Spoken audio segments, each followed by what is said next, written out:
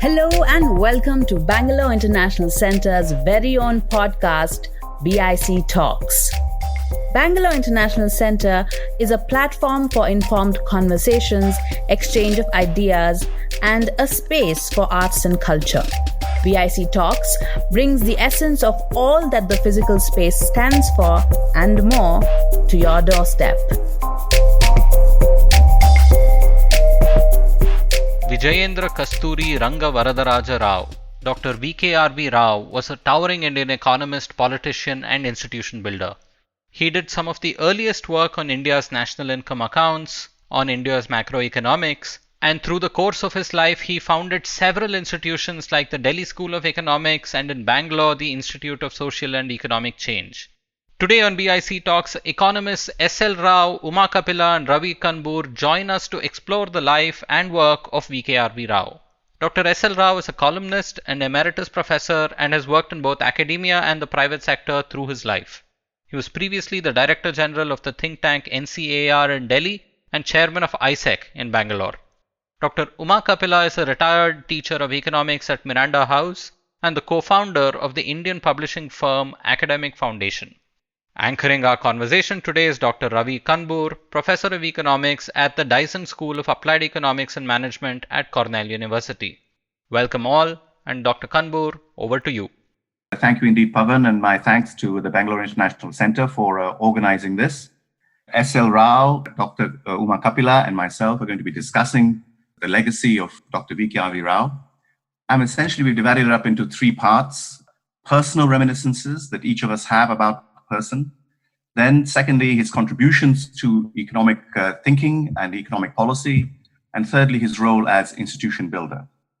So we're going to start with our personal reminiscences about Dr. Rao, and let me turn it over to S.L. Rao to kick us off. S.L.?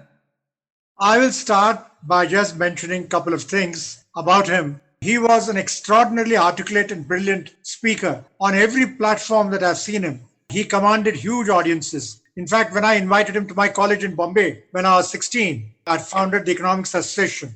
I've never realized what it meant to see people hanging from the rafters as when he came to speak to us. He was also an extraordinarily good judge of talent. And there is this wonderful story about how in the Delhi school, when K. N. Raj had applied for a readership, Dr. Rao said to him at the end of the interview, "I'm sorry, we cannot offer you a position as reader, but we will offer you a position as professor." That is the kind of man that he was. He was extremely good at judging talent and he was very articulate. I do want to spend a few minutes giving you a bit of background about him.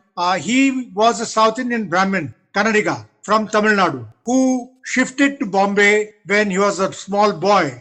His father had worked in government and then went off to Bombay, where he became an astrologer to some of the eminent people in Bombay. But there was very little money. And finally, it got to a state where the family had to be moved to Bombay. They moved 6 children and mother into a one-room tenement in Gurgaon. And Dr. Rao would go every month to meet some of his father's clients, who would then donate some money to him. He was such a brilliant student even then in school, which would then go to support the family as well. He went on to join Wilson College, and that was the time of Yusuf Mehrali, whom some of you may have heard of, who was a great journalist in Bombay, a brilliant man as far as the political side is concerned, very, very independence-minded for India. And he had got a number of bright young people around him. He tried to get V.K.R.V. to join him, but V.K.R.V. could not afford to take the risk that he might get arrested, jailed, and there might be no money for the family. But he did write extensively about the need for Indian independence and the kind of India that would come. He went on from there on a Tata Scholarship, Tata Fellowship, travel grant to Cambridge, where, as we'll hear later, he became a very important student in Keynes's Political Economy Club.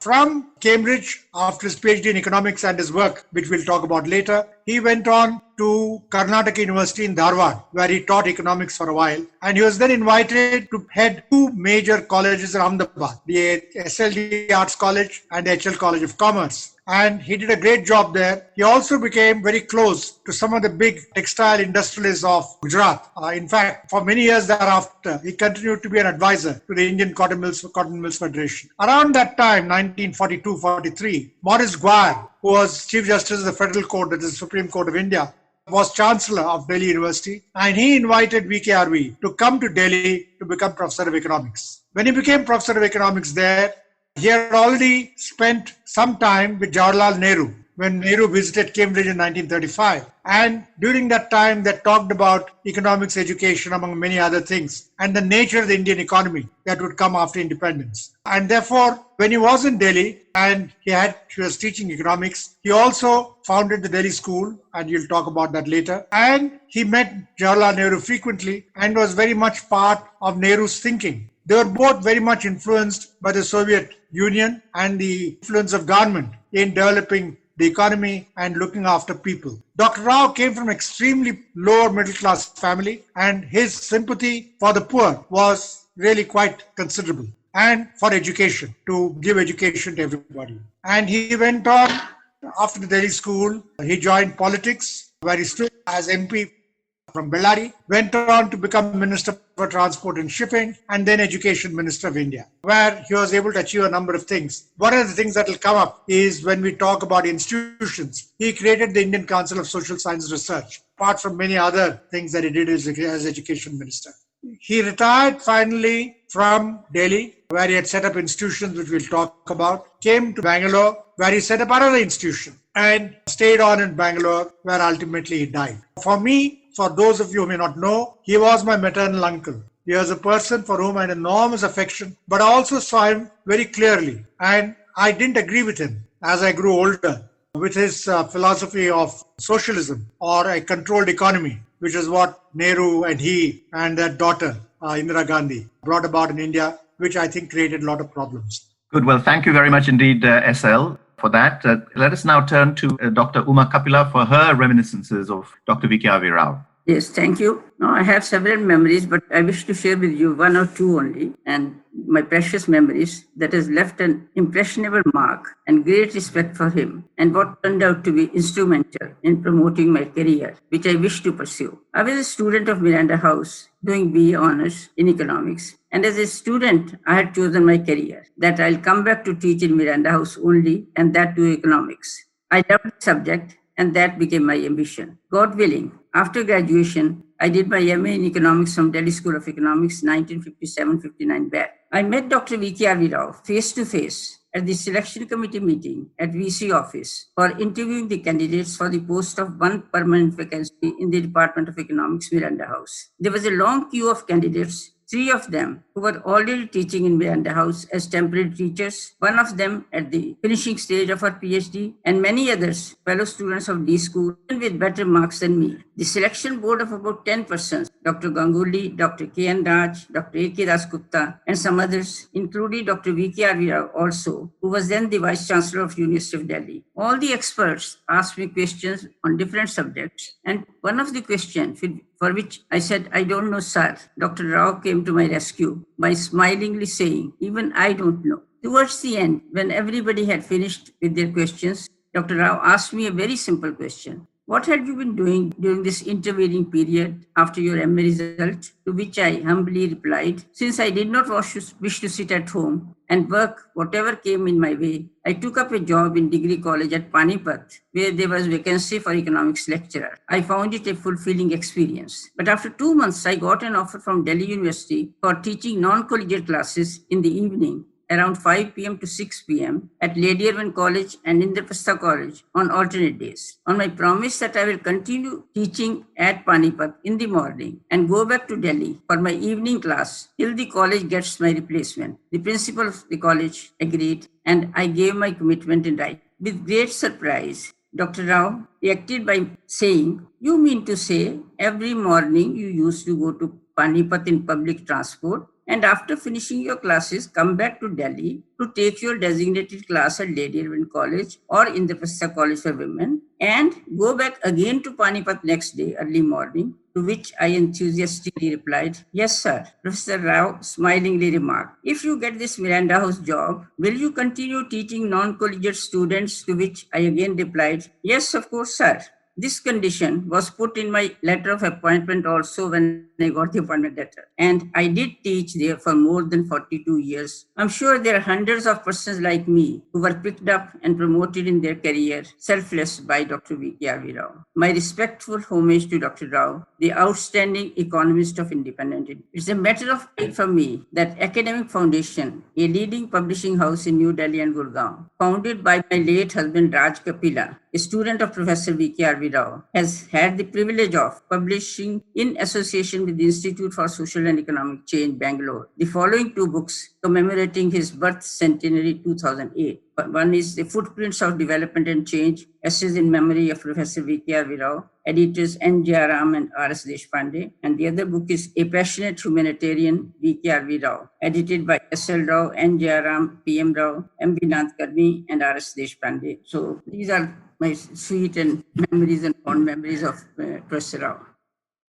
Thank you very much indeed, Dr. Kapila. If I may add a few words on my own behalf, I've only met V.K.R.V. Rao once, but my life and my career intertwined with him in very many different ways. When I met him was in the early 60s in Delhi when I was about 6. Both my parents knew him. My mother taught at the University of Delhi and my father worked in the Planning Commission. So I have a very clear memory of a garden party type event at which staff and families were invited, and my parents took me along, and he looked down at me and smiled and said, "So you're going to be an economist too." So this was my start with Dr. V.K.R.V. Rao. To roll the clock forward 10 years in the early 70s, my father by this time was teaching at the University of Birmingham in England. And of course, V.K.R.V. Rao was founding the ISEC at the time. And he invited my father to join ISEC at the time. And my father said he would very much like to, but he had his son's education in England to take care of. And in particular, his oldest son was going to university soon. So he declined that invitation, but later on, he had a very close connection with ISEC over the years. And at that time, I was thinking of applying to university and applying in particular to Cambridge University. And the big question in applying to Cambridge University is, which college do you choose? And my father gave me one recommendation as the top of the list, and that was Gonville and Keyes College for short. And that was, of course, Dr. V.K.R.V. Rao's college at Cambridge. So that's a connection that came about over the years for me. That was in the early 70s. Dr. V.K.R.V. Rao had been at several years before. Roll the clock forward 30 years from there. And of course, V.K.R.V. Rao passed away. But I got an email one morning in the early 2000s from Dr. Gopal Kadekudi, who had just become director of ISEC. And he invited me to visit ISEC as the V.K.R.V. Rao professor. So in many ways, things came full circle. And Dr. Kadekudi, myself, and Vijayendra Rao, Biju Rao, organized a conference on Karnataka's development, and it came out as a volume in due course. So those are my sort of links, connections with the V.K.R.V. Rao, a man who I only met once, but who in many ways influenced my life throughout. Over the last few years, I've been engaging in a study of Keynes's correspondence in the King's College archives. Of course, a lot of this is in his collected works, the 36 volumes of collected works that have been produced, but there are some things that are not. And I'm a Keynes fan, so I've been going through that correspondence. And imagine my huge delight and huge surprise when I came across some correspondence between V.K.R.V. Rao and John Maynard Keynes and Keynes in the early 1930s. It's not that much. There are about a half a dozen items, but it sort of gives you a feel for the interaction between these two. And of course, V.K.R.V. Rao was a student of Keynes. And, the letters, the communications is what all students send to their supervisors, to their teachers. One is showing them some work, and the other is asking for a reference. So the showing the work was where he sent a note to Keynes enclosing a paper. And this paper, which had been read to the famous Political Economy Club, which again, as people might know, was founded by Keynes in 1909, was a highly select group of students and young faculty that he handpicked. And the meetings took place in his rooms. So the meeting must have been in the early 1930s, 1933 perhaps, 32 perhaps. We don't know exactly. But then this paper was published in the University of Bombay Journal, and V.K.R.V. Rao sent Keynes a letter enclosing that paper, the published paper, which was called Finance in the Indian Roundtable. So this is quite extraordinary. And again, of course, links into V.K.R.V. Rao's work on national income and so on. Needless to say, V.K.R.V. Rao was a brilliant student at Cambridge. He won the Adam Smith Prize, which is a famed prize for economics at Cambridge, and so on. The second item that I just want to mention is when Rao asks Keynes for a reference. He does this a couple of times, but one is actually he writes from Wilson College, asking him for a reference for a job in Wilson's College. And Keynes replies and then indeed sends the reference to Wilson College. We don't have any subsequent correspondence after that, 1933, 1934. These are the 5 or 6 exchanges that I've come across. Of course, as you know, Keynes died in 1946. And had he not died in 1946, I think we would have had much more significant correspondence as V.K.R.V. Rao became very prominent in Indian economics and policy circles. With that having been said, let us then indeed turn to V.K.R.V. Rao and his contributions to economic analysis and policy. It was absolutely central in post-independence economics in India. And let me turn then to Dr. Uma Kapila to start us off on this part of the discussion, and then S.L. will follow that. Dr. Kapila. Actually, I started my career with the microeconomic theory, macroeconomic theory and all that. But I taught these papers only for 3-4 years. But of course, I got quite interested in V.K.R.V. Rao's articles and all that. So significant contributions of Dr. Rao has been his seminal paper on the application of Keynesian economics to developing countries, which I call a landmark in Indian economic thought. Dr. Rao has explained in this paper how Keynesian investment multiplier was not applicable to underdeveloped economies because of supply rigidities. It worked in money terms and not in real terms. Dr. Rao stressed the need for augmenting saving and investment as the main trigger of development. These articles of Dr. Rao were the prescribed text in the macroeconomics syllabi of University of Delhi and so in other universities.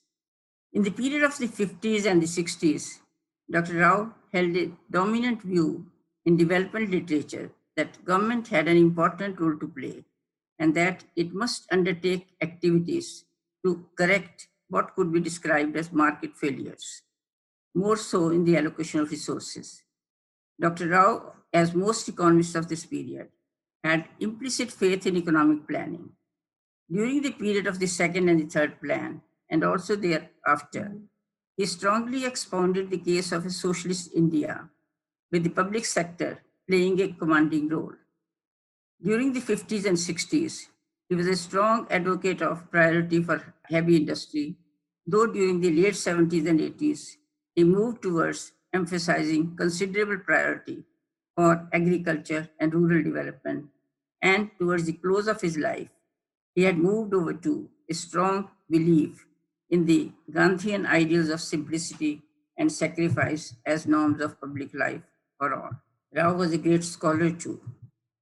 In his article, The Economics of V.K.R.V. Rao, for the book A Passionate Humanitarian, V.K.R.V. Rao, P.R. Brahmananda remarks, considering his involvement in politics, policy making, institution building, educational administration, besides scores of socio-religious engagements, he has to his credit an impressive output, 39 books, monographs, 210 articles, 68 addresses and seminar papers, and 6 edited books. He founded and nursed a leading research journal, Indian Economic Review.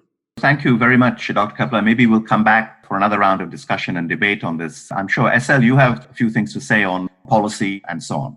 I want to make a comment on one of the letters from Keynes. Keynes very strongly, in writing to somebody with whom Dr. Rao is in correspondence about working in England after his PhD, says, I do not want him to stay in England. I want him to go back to India because India needs him. And he has got a wife in India. And I want to add a footnote.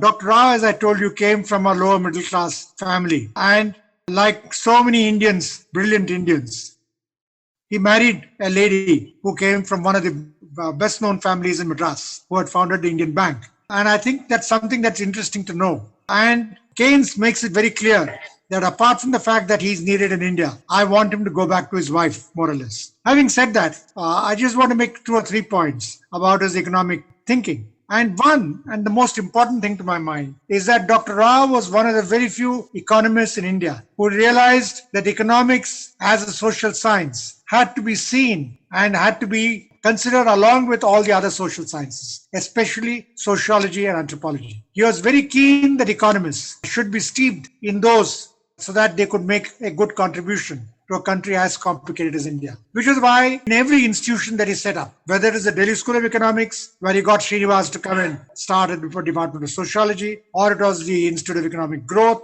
or many others, he insisted Institute of Socio-Economic Change, in fact, as you can see from the words, from the name, had sociology and anthropology as very much part of the whole institution.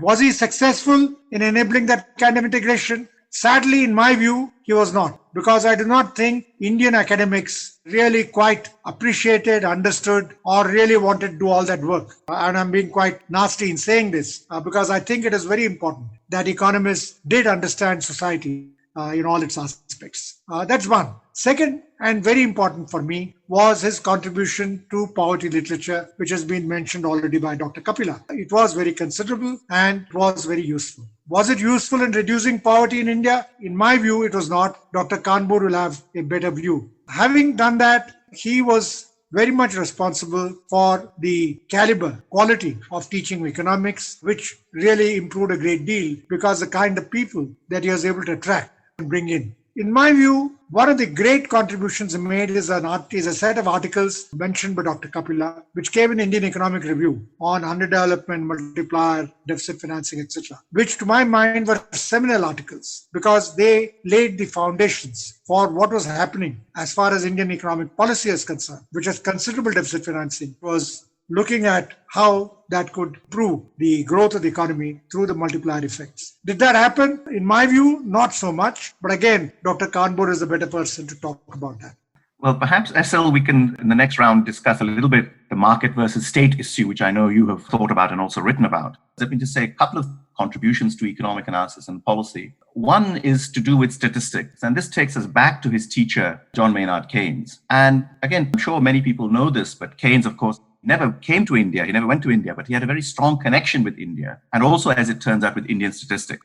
Let me explain. When Keynes graduated from Cambridge, he did the mathematics degree, the maths tripos. He, like many people of his class and his generation, sat the civil service exam, and he was actually ranked number 2. And the tradition was that the number 1 person ranked always went to the treasury, and the number 2 person was sent to the India office. As it turned out, the number 1 person was someone called Otto Niemeyer, who then went on to work in the treasury and so on, and had great debates and discussions with Keynes later on in the 1930s. But Keynes himself was sent to the India office. And so in 1906, he arrived at the India office, and his first job was actually in the military department of the India office. But soon they realized this guy's a genius, and they put him into the revenue and statistics department. And at that time, the India office was required to do a report called the MMP report, which is Material and Moral Progress of India report, which was a report to be submitted to Parliament. And basically, there's the statistics on revenue, on income, and also social statistics on mortality rates and so on and so forth. The 1906-1907 version of that report was written by Keynes. So Keynes and India and statistics very closely entwined. And so it's not surprising then, it seems to me, that when V.K.R.V, his student, started working with him, that a natural move was to look at statistics, and particularly national income statistics. And of course, you will know the famous story when Nehru mentions, let's get Rao onto this committee, and somebody says, which Rao? He says, National Income Rao should be on the committee. So this concern with statistics, I think, carried over into post-independence India. And of course, many of the stalwarts of the independence movement, Nehru and Mahalanobis and so on, who had all themselves studied in Cambridge, brought this concern with statistics, that somehow having good statistics would be crucial to important governance in the years to come in post-independence in India. So I think contribution of Dr. V.K.R.V, not just to the conceptualization of national income, but also the development of statistics in India, along, of course, with many, many other people, many other great names, I think should be recorded. The second thing I would say is that, in fact, to start on this discussion of state versus markets, which S.L. touched on and which Dr. Kapila also touched on, is, of course, that V.K.R.V was very much a man of his time, a person of his time. And it's not surprising that he was at that point where cycles of thought, which have always balanced between state and market. And in fact, Keynes in 1926 wrote a very famous piece called The End of Laissez-Faire. where he decried the implications of a free market mechanism. And this was actually 10 years before the general theory. So that was very much of its time. And in the post-war period, of course, we saw this adherence to the state as being the balance shifting in favor of the state.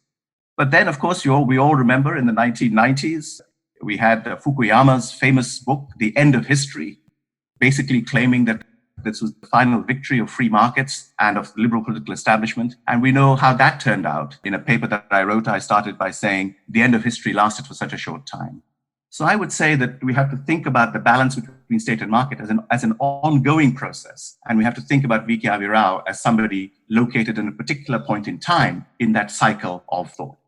So let me stop there and ask actually S.L. and Dr. Kapila whether they want to come back on that and say a few words. S.L.? I must congratulate Ravi on his very brilliant exposition of Dr. Rao's ideas on the state and market, and that he was a product of his time, which doesn't necessarily mean that I thought it was a very good thing to have done, because it did last for many, many years thereafter. And I remember towards the end of his life, he was wondering himself, because by then Narasimha Rao had come in and he was beginning to wonder whether that was the right thing to have done. But having said that, I think Ravi has given an excellent exposition of the thinking on that whole question. Absolutely delighted that he brought up the question of national income, which I had missed, because Dr. Rao's, to me, major contribution was his demonstration of how India's national income could be calculated in such a complex society as we were, country as we were, and with so little that was available in terms of data. And he was able to show that it could be done. And he did it. His methodology was used for many decades thereafter. I have nothing much more to add to this, except to say that to me, Dr. Rao was not merely an economist who had tremendous influence. He was also a wonderful teacher, a great speaker. I was a student because in my years in the Delhi school, he was a member of the Taxation Inquiry Commission in Bombay. He would come down to come and lecture to us, and it was wonderful. Thanks. So Dr. Kapila, maybe you can respond on the economics and economic policy, and then go on to talk about Dr. Rao as an institution builder, and then we'll move on to S.L. to respond to that. Thank you. I don't have much to add on that, except I would like to say that he was an excellent teacher, no doubt. Good. So shall we then move on to a discussion of Dr. V.K.R.V. Rao as an institution builder? S.L., why don't you start on this?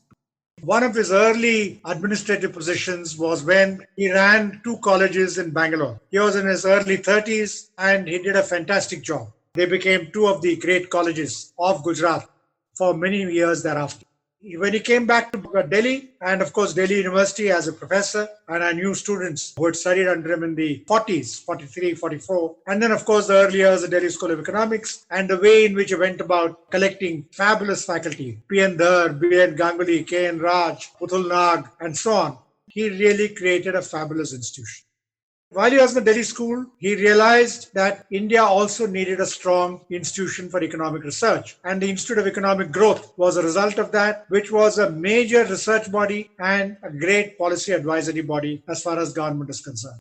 From Delhi, when he came to Bangalore, he set up the Institute for Social and Economic Change, which I mentioned already. But while he was, after that, in politics, education minister and so on, I don't know how many people know that the famous Institute for Demography, the Population Research Center in Bombay, in Chembur, was entirely his creation. And it was a great institution. It still is. It is one of the great demographic institutions in the world.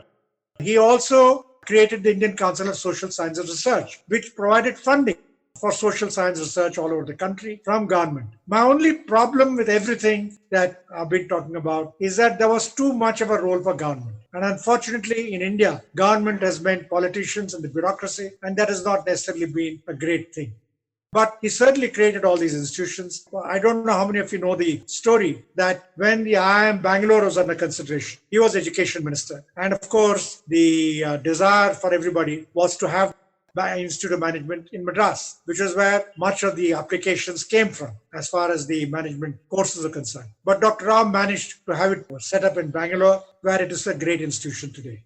Thank you, S.L. Dr. Kapila, would you like to say a few words? Yes, in addition to the three major institutes that he set up and which have already been covered, besides these three institutes of excellence of higher learning, Professor Rao was instrumental in establishing the Indian Council of Social Science Research, an autonomous public body, agro-research, economic research centers, population research centers, and another organization that owes its present prominence to Dr. Rao's vision is the Institute of Foreign Trade, Delhi, in 1963 by the Government of India. The IFT is an autonomous institution cultivating professionals for international business and export management. More than that, I would say that Professor Rao was not just a builder of institutions, but also of social careers. As we all know, he had the rare knack of spotting talent. Professor Rao may not be present physically, but he continues to live through the institutions and careers that he built, his works and his ideas. As R.S. Deshpande of Isaac remarked, he has gone, but the institutions are flourishing. And if I may add, the whole lot of personalities picked up by Professor V.K.R.V. Rao, who have, and many still are making their due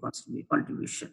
Thank you very much for that, S.L. and Dr. Kapila. I mean, I don't have anything to add in terms of the specific institutions, but perhaps I might just add some sort of a perspective on this. S.L. mentioned Dr. V.K.R.V. Rao was writing in the context of the independence struggle and so on. And I just wanted to give it a perspective on how important the leaders of the Indian independence movement at the time, how much importance they gave to analysis and data and statistics. Because in a sense, it was their view, I think, that just as the colonizing power was using statistics to justify the colonizing, and the exchanges on the Material and Moral Progress report highlight that, the fight against colonization could also use the same analysis, the same type of statistics to hold a mirror up to what was actually happening on the ground to the population. And of course, Nehru and Mahalanobis and so on were very well versed in this way of thinking, which actually in a way comes from the Fabian thinking in the UK, which was again the notion if only you could provide analysis, if only you could provide appropriate data to policymakers, they would then see and they would then enact policies to make a change. And